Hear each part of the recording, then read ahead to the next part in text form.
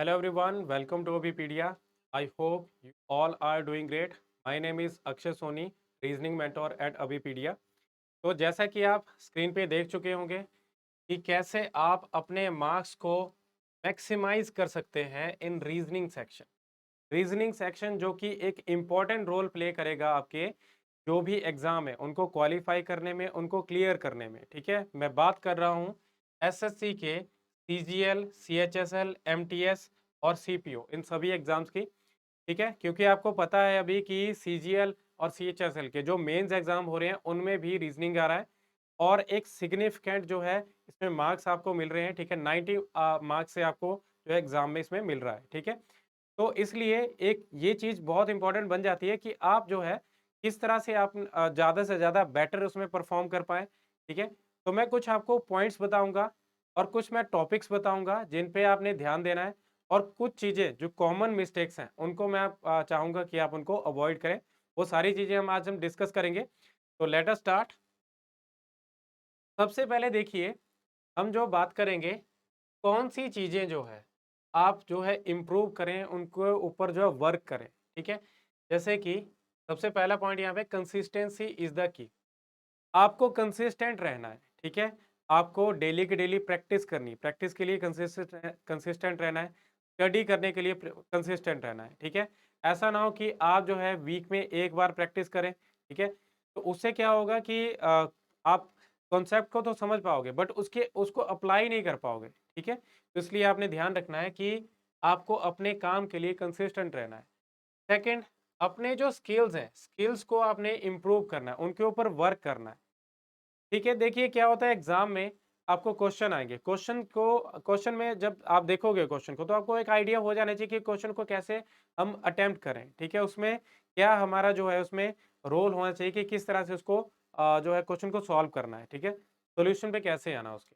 तो ये सारी चीजें कैसे होंगी जब आप कॉन्सेप्ट पे ध्यान दोगे, इनके स्किल्स पे, मेथड्स पे ध्यान दोगे, तो ये सारी चीजें आपको करनी पड़ेंगी। ठीक है, साथ ही साथ आपको अपनी स्पीड को भी इम्प्रूव करना है क्योंकि एग्जाम में 1 घंटा है और 1 घंटे में आपको पता है कि हमें मल्टीपल सेक्शंस हैं, उनको करना है, ठीक है? और रीजनिंग सेक्शन के लिए आप अगर इसमें स्पीड नहीं होगी, तो आप हो सकता है कि उसमें रीडिंग में ज़्यादा टाइम वेस्ट कर दो, ठीक है? तो उसके क्या करना पड़ेगा आपको, उसपे स्पीड को इम्प्रूव करना पड़ेगा, ठीक है? साथ ही साथ जैसा कि मैंने आपको बताया कि अगर आपके स्किल्स इम्प्रूव होंगे, तो स्पीड को इम्प्रूव करने में आपको ज़्यादा वक़्त नहीं लगेगा, अगर आप जो है कंसिस्टेंट रहोगे, ठीक है? तो ये सारे पॉइंट जुड़े हैं। ठीक है, इन चीज़ों का ध्यान रखना है। एक्यूरेसी को इम्प्रूव करना है, ठीक है? आपको जो भी इसमें एक्यूरेसी को इम्प्रूव करना पड़ेगा क्योंकि स्पीड और एक्यूरेसी ही माँगता है। आजकल के जो भी एग्ज़ाम्स हैं, जो भी ऑनलाइन एग्ज़ाम्स हो रहे हैं, ठीक है? उनमें दोनों ही चीज़ों की रिक्वायरमेंट है, ठीक है? तो इसलिए बहुत इंपॉर्टेंट है आपकी एक्यूरेसी। और देखिए, क्योंकि पीवाईक्यू प्रीवियस ईयर क्वेश्चन जो है, आपको एक आइडिया दे देते हैं कि पिछले साल का एग्ज़ाम कैसा था, किस तरह के क्वेश्चन थे, क्या लेवल था, मॉडरेट था, ईज़ी था या हाई लेवल था। तो आपको एक आइडिया मिल जाएगा कि अगला एग्जाम क्या हो सकता है, ठीक है? ये एक बेस आपको तैयार करके देगा। तो इस चीज़ पे ध्यान देना आपने, इनको रिवाइज़ करना है, ठीक है? और साथ ही साथ आपने एनालाइज़ करना है, आप जो भी मॉक टेस्ट दे रहे हैं, चाहे ऑनलाइन चाहे ऑफलाइन, ठीक है? मैं आपको रिकमेंड करूँगा कि आप ऑनलाइन ही मॉक दें, ठीक है? जिसमें कि आपको एक एनालिसिस मिलेगा कि आपकी एक्यूरेसी कितनी है, आपको एक पर्टिकुलर जो है क्वेश्चन में कितना टाइम लगा, उससे आपकी स्पीड को पता लग जाएगा आपको, ठीक है? साथ ही साथ आप कितने टाइम में उस क्वेश्चन को कर पाए, उससे आपके स्किल का भी पता लगेगा कि आपने कौन-सी अप्रोच उसमें लगाई है, ठीक है? और आप अपने आप को एनालाइज़ कर सकते हैं, अपने स्कोर को किसके साथ, जो भी टॉपर है, उसके साथ एनालाइज़ कर सकते हैं, ठीक है? ये सारी चीज़ें आपको अवेलेबल होंगी, ठीक है? तो इससे आप चेक कर पाओगे कि आप अगर लाइव एग्ज़ाम में जाओगे, तो आप जो है कितना परफ़ॉर्म कर पाओगे। ये सारी चीज़ों पे आपको ध्यान देना पड़ेगा, ठीक है? सबसे पहली बात मैंने आपको बताया कि आपको कंसिस्टेंट रहना है और इन सारी चीज़ों को साथ ही साथ उसमें इंक्लूड करना है, ठीक है? अपनी प्रिपरेशन के लिए, ठीक है? तो देखिए अब हम कुछ टॉपिक्स को यहाँ पे डिस्कस करेंगे। टॉपिक्स कौन-कौन से इम्पोर्टेंट हैं, ठीक है? एग्ज़ाम के लिए। आपने जनरली देखा होगा कि आपको सीरीज़ से, नंबर सीरीज़ से, लेटर सीरीज़ से या अल्फ़ाबेटिकल सीरीज़ से, ये मैंने 3 सीरीज़ यहाँ पे डिस्कस की, तो इनसे आपको क्वेश्चन ये 2 से 3 क्वेश्चन आपको देखने को मिलते हैं। सीरीज़ के आपको 2 क्वेश्चन भी मिल सकते हैं। एक ईज़ी हो सकता है, एक थोड़ा हाई लेवल का हो सकता है।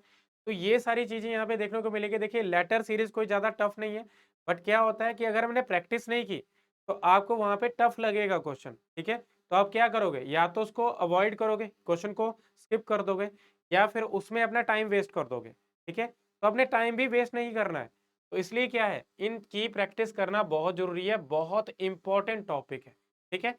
इसी के साथ में सीरीज़ के साथ में अपने एनालॉजी को भी जो है प्रिपेयर करना है अच्छे से। एनालॉजी चाहे नंबर की हो या वर्ड की या लेटर की, ठीक है? लेटर्स की भी हो सकती है, अल्फ़ाबेट्स की एनालॉजी।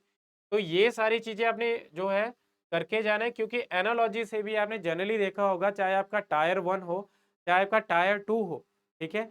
उसमें आपको क्वेश्चन मिल जाते हैं, नंबर के तो आपको आते ही हैं और वो क्वेश्चन काफ़ी टफ होते हैं, ठीक है? उन पे जब तक आपको आपने प्रिपेयर नहीं किया है, आपने उसमें क्वेश्चन नहीं लगाए हैं, प्रैक्टिस नहीं की है, तो आपको लॉजिक जो है फाइंड आउट करने में प्रॉब्लम होगी, ठीक है? तो इसलिए बहुत ज़रूरी है इस टॉपिक को प्रिपेयर करना। थर्ड क्लासिफिकेशन, क्लासिफिकेशन की अगर हम बात करें, तो क्लासिफिकेशन का मीनिंग है ऑड वन आउट। आपको 4 ऑप्शन दी होंगी, ठीक है? उसमें से हमें फाइंड आउट करना है कि 4 में से 3 सेम होंगे, एक डिफरेंट है, वो डिफरेंट फाइंड आउट करनी है, कौन-सी इसमें से डिफरेंट है, ठीक है? उसी तरह से देखिए इसमें भी आपको नंबर्स की फॉर्म में भी मिलता है, वर्ड्स की फॉर्म में भी मिलेगा और लेटर की फॉर्म में भी मिलेगा, ठीक है? साथ ही साथ मैं आपको बता दूं, आपको इनमें coding, decoding, coding, decoding topic को भी साथ के साथ प्रिपेयर रखना है क्योंकि कोडिंग, डिकोडिंग के फॉर्म में आपको एनालॉजी मिल जाएगी और कोडिंग, डिकोडिंग के फॉर्म में आपको क्लासिफिकेशन भी मिल सकती है, ठीक है? तो इस चीज़ का ध्यान रखना है, ठीक है? कोडिंग, डिकोडिंग एक बहुत इंपॉर्टेंट टॉपिक है और कोडिंग, डिकोडिंग में ही आपको देखने को मिलेगा यहाँ पे कि इसके जो क्वेश्चंस हैं, इसके भी आपको 1 से 2 क्वेश्चन देखने को मिल जाएँगे। एक टफ हो सकता है, एक ईज़ी हो सकता है, ठीक है? बट जब तक प्रैक्टिस नहीं होगी तब तक आप इनको अच्छे से नहीं कर पाओगे। इस चीज़ का ध्यान रखना, कभी भी आपने अनप्रिपेयर्ड नहीं जाना है एग्ज़ाम में, ठीक है? आगे देखिए यहाँ पे non verbal reasoning, non verbal reasoning जो कि फिगर से रिलेटेड है, जिसमें कि फिगर सीरीज भी आती है, फिगर मैट्रिक्स भी आती है, जो है एम्बेडेड फिगर्स आती हैं, पेपर कटिंग, पेपर फोल्डिंग, इस तरह से बहुत सारे टॉपिक हैं, 7 से 8 टॉपिक है। अब इनके ये जो होते हैं टॉपिक बहुत आसान आते हैं, ठीक है, बहुत आसान क्वेश्चन होते हैं, बट ओनली तभी होगा आसान जब आप इसको प्रिपेयर करोगे, ठीक है? तो ऐसे इजी मत लेना इसको, ये बिल्कुल ऐसे हलवा है कि हाँ, मतलब ऐसे क्वेश्चन देखेंगे वो कर पाएँगे। फिगर मैट्रिक्स में क्या होता है, कई बार बच्चे उलझ जाते हैं, ठीक है? जो भी स्टूडेंट्स हैं, जो भी एस्पिरेंट्स हैं, उनको इसको प्रिपेयर करना अच्छे से, ठीक है? साथ ही साथ वर्बल रीज़निंग की अगर हम बात करें, तो वर्बल रीज़निंग के आजकल क्वेश्चन जो भी आ रहे हैं, ठीक है? आपके मेंस में इसके क्वेश्चन आते हैं, जो कि स्टेटमेंट बेस्ड होते हैं। जैसे कि statement and conclusion, statement and assumption, statement and argument, इस तरह के क्वेश्चन आ रहे हैं। तो ये बहुत इंपॉर्टेंट बन जाता है, इसकी प्रिपरेशन करना बहुत ज़रूरी है, ठीक है?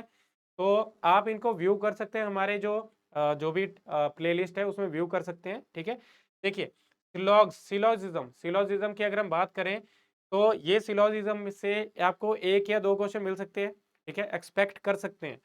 बट अगर एक क्वेश्चन आएगा, अगर आपकी प्रिपरेशन अच्छी होगी, तो इतना लेवल का क्वेश्चन नहीं होगा कि आप जो है उसमें बैंकिंग लेवल का मिल जाएगा कि बहुत धांसू टाइप का क्वेश्चन आ गया, आप क्वेश्चन को कर पाओगे बट ओनली प्रिपरेशन के, ठीक है? इनइक्वालिटीज, इसमें से भी आप क्वेश्चन देखने को मिल सकता है, ठीक है? आपको इस तरह से भी मिल सकता है कि एक स्टेटमेंट दी है, उसमें कोई वर्ड दे दिया, बताओ उसमें से कौन सा जो है इससे रिलेटेड बन रहा है, ठीक है? ब्लड रिलेशन की अगर हम बात करें, तो ब्लड रिलेशन एक टॉपिक है जिसमें से आपको पॉइंटिंग टू से रिलेटेड क्वेश्चन बन जाता है, या आपको कोडेड ब्लड रिलेशन के क्वेश्चन बहुत आ रहे हैं, ठीक है? बहुत एग्जाम में इसके क्वेश्चन आ रहे हैं। डायरेक्शंस में से भी क्वेश्चन बनता है, ठीक है? रैंकिंग जो है टॉपिक, उसमें से भी कंपैरिजन, या कंपैरिजन को बोले हम स्टेटमेंट इनइक्वालिटी, इसमें से भी आपको क्वेश्चन देखने को मिल जाता है, ठीक है? इसके अलावा सीटिंग अरेंजमेंट की बात करें, सीटिंग अरेंजमेंट और पजल्स, ये जो 2 टॉपिक्स हैं, इनमें जो है क्वेश्चन आपको देखने को मिल रहे हैं। अभी जो एग्ज़ाम चल रहे हैं या प्रीवियस जो एग्ज़ाम हुए एसएससी के इस साल के, उनमें आपको ये क्वेश्चन देखने को मिले हैं, ठीक है? और किस फॉर्म में? डेटा सफिशिएंसी की फॉर्म में, ठीक है? तो आपने क्या करना है? इन टॉपिक्स को इंडिविजुअली भी प्रिपेयर करना है और डेटा सफिशिएंसी की फॉर्म में भी आपको क्वेश्चन को प्रिपेयर करना है, ठीक है? क्योंकि डेटा सफिशिएंसी में क्या आता है? डेटा सफिशिएंसी में आपको क्वेश्चन आएगा कि कौन-सा मिडल में इसमें 7 पर्सन है तो कौन-सा पर्सन मिडल में है, ठीक है? तो हमें कैसे फाइंड आउट करना है? उसका जो क्वेश्चन का आंसर हमें स्टेटमेंट 1 से मिल रहा है, स्टेटमेंट 2 से मिल रहा है, वो चीज़ को हमें फाइंड आउट करना है, ठीक है? तो इसलिए बहुत इंपॉर्टेंट बन जाता है डेटा सफिशिएंसी आपको मैथ्स में भी देखने को मिल रहा है, क्वांट सेक्शन में भी देखने को मिलता है, ठीक है? तो ये कुछ इंपॉर्टेंट टॉपिक्स हैं जिनको आप प्रिपेयर करके जाएँ, तो आप एग्ज़ाम में अच्छा स्कोर कर सकते हैं, अपने स्कोर को मैक्सिमाइज़ कर सकते हैं, ठीक है? बट ध्यान रखना कि आपको प्रैक्टिस बहुत ज़रूरी है, प्रैक्टिस करना बहुत ज़रूरी है। और अब हम बात करते हैं कुछ मिस्टेक्स के बारे में, जो कि आप अवॉइड करेंगे ड्यूरिंग एग्ज़ाम।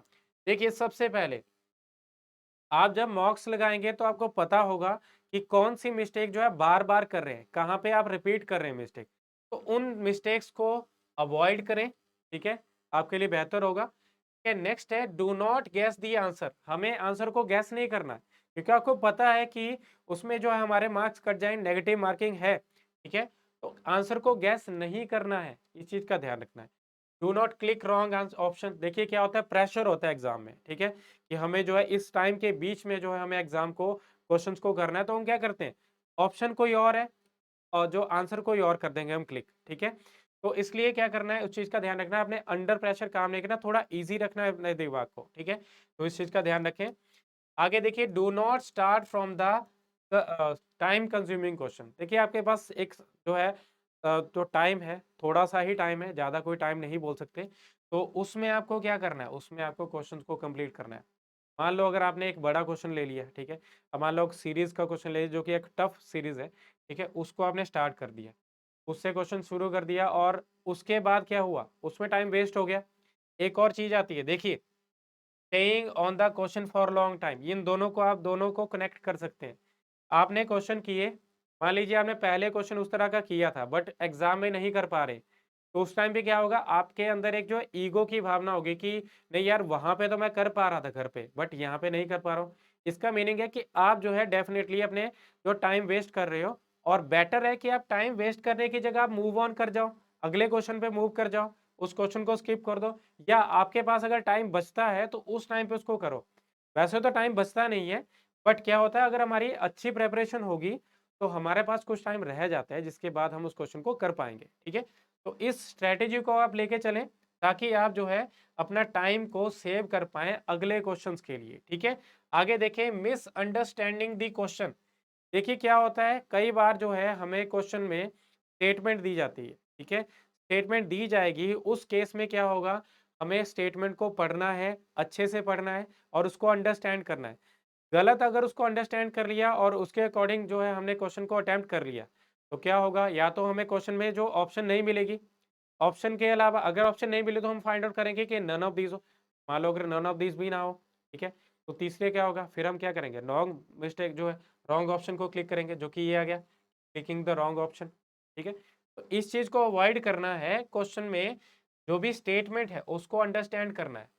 अब क्या होगा, ये सारी आपकी रीडिंग के ऊपर डिपेंड करेगा कि आपकी रीडिंग स्किल कितनी है और उसको आप कैसे इसमें अप्लाई कर रहे हो, ठीक है? गोइंग ब्लैंक, देखिए ये भी सिचुएशन होती है बच्चों को, ठीक है? इवन हमारे साथ भी हुई थी जब भी हमने एग्जाम दिए थे, ठीक है, शुरू में एग्जाम दिए थे तो, ठीक है?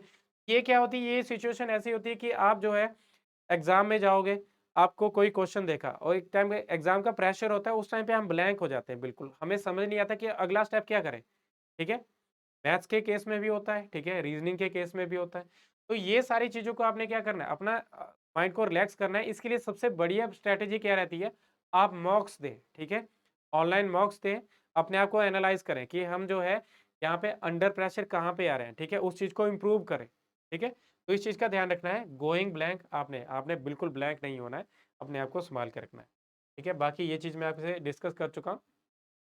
तो ये थे कुछ कॉमन टॉपिक्स, कुछ जो है इम्पोर्टेंट टॉपिक्स, और कुछ मैंने आपको इम्पोर्टेंट जो है स्ट्रैटेजीज़ बताई, और कुछ मैंने बताया कि कुछ मिस्टेक्स को आपने अवॉइड करना है, ठीक है? और इसके थ्रू आप जो है मैक्सिमाइज़ कर सकते हैं।